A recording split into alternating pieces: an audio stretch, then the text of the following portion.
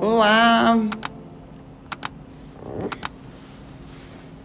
boa tarde a todos. Eu tive um tempinho aqui no consultório e decidi conversar com vocês sobre uma coisa que eu conversei com alguns pacientes hoje aqui, que me vieram à mente por causa da confecção aí, da construção do meu segundo livro, né, que vai falar sobre o eixo intestino-cérebro.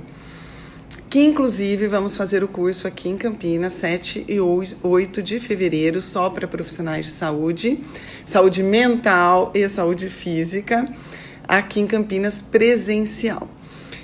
Mas eu estava conversando com uma paciente porque eu estava aqui no meu primeiro livro, eu falo um pouco sobre Hipócrates, né?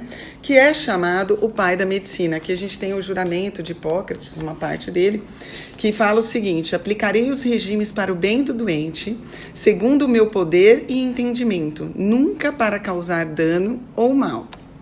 Isso aqui é muito forte, né, gente? E o próprio Hipócrates, no seu livro, que se chama Corpus Hipocráticos, que na verdade não foi um livro de Hipócrates, assim como a Bíblia não foi um livro de Cristo, de Deus, o Corpus Hipocrático foi um livro que foi escrito pelos seguidores de Hipócrates. Então ele foi escrito ao longo de mais de um século.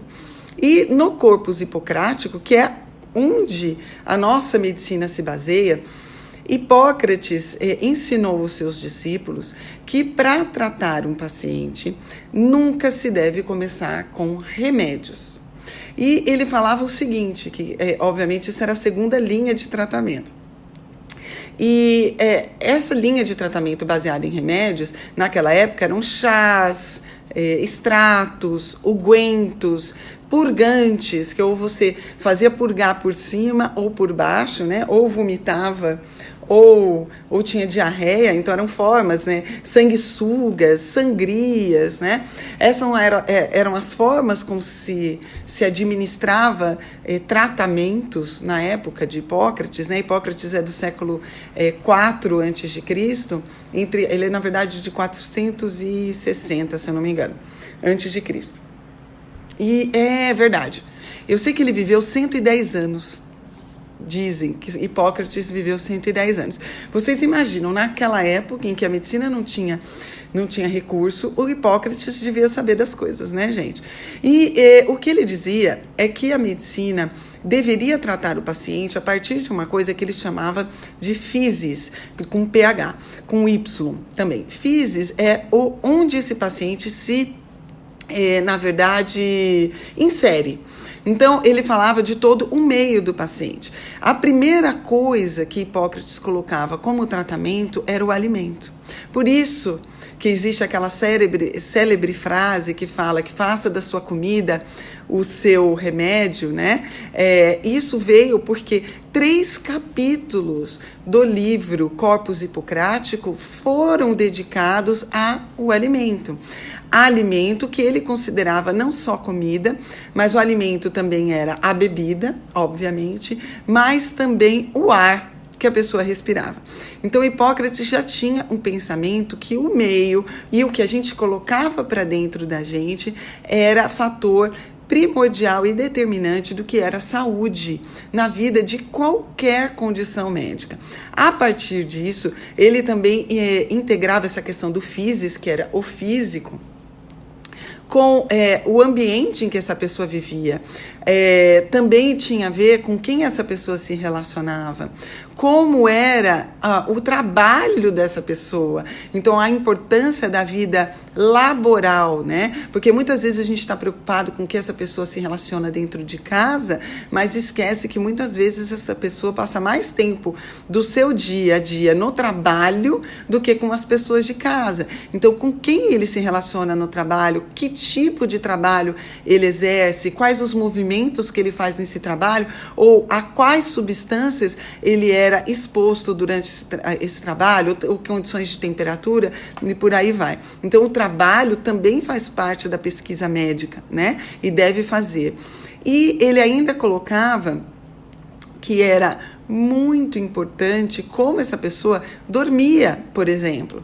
Tudo isso era a primeira linha de frente do corpus hipocrático.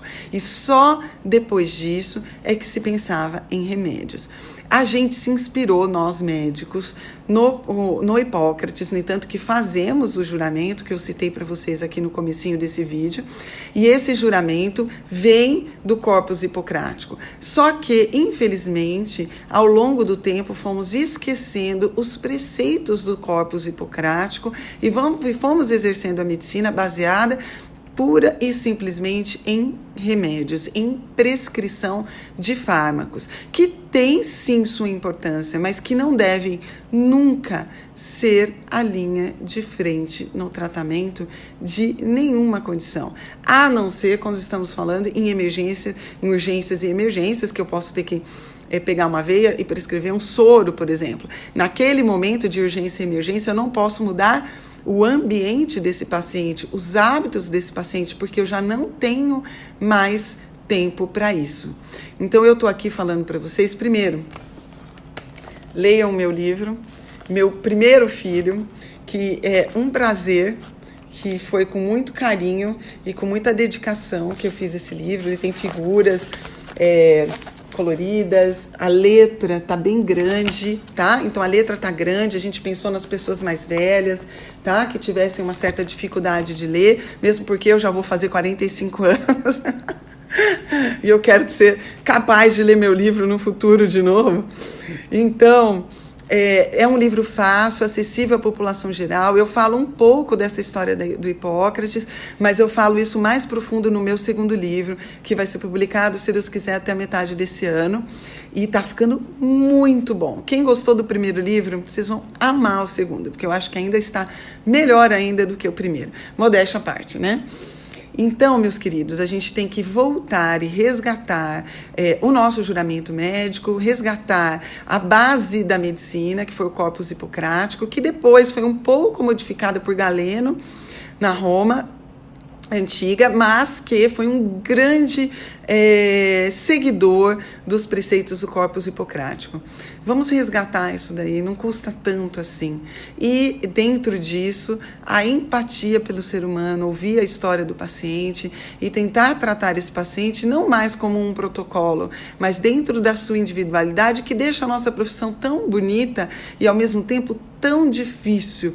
Por isso que não é possível tratar muita gente ao mesmo tempo ou atender muitos pacientes no mesmo dia, porque a gente precisa realmente mergulhar na vida desse paciente, entender todo esse meio onde ele vive, inclusive esse meio psicológico e laboral, para realmente modificar a vida desse paciente.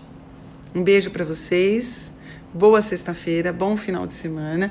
Eu vou surgir aí com mais alguns videozinhos rápidos, dando dicas para vocês e dando uns insights de pensamento que vem vindo bastante na minha cabeça com a confecção desse novo livro. Que vocês tenham um excelente final de semana, fiquem com os seus e pensem no meio em que vocês vivem, tá bom? Antes de remédio. Um beijo, meus queridos.